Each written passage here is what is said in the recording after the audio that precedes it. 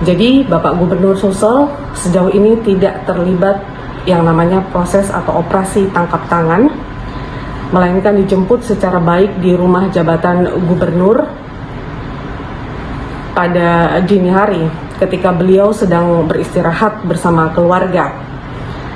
Meskipun belum mengetahui penyebab dijemputnya, sekali lagi secara baik, namun Bapak Gubernur sebagai warga negara yang baik mengikuti prosedur yang ada, mengingat bahwa berdasarkan keterangan dari petugas KPK yang datang bahwa beliau hanya ingin dimintai keterangan sebagai saksi.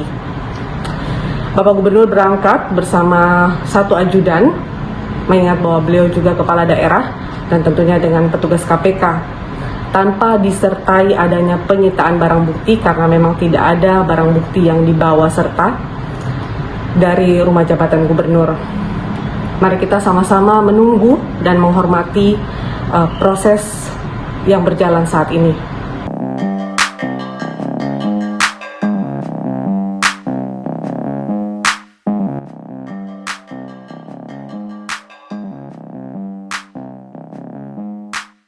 Gubernur Sulawesi Selatan Nurdin Abdullah tiba di Gedung Komisi Pemberantasan Korupsi atau KPK.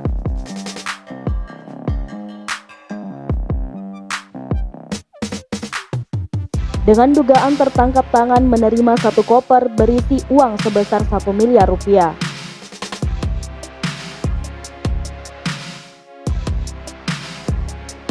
Beginilah suasana terakhir di rumah jabatan Gubernur Sulsel dengan pagar tertutup dan pengawalan ketat kepolisian.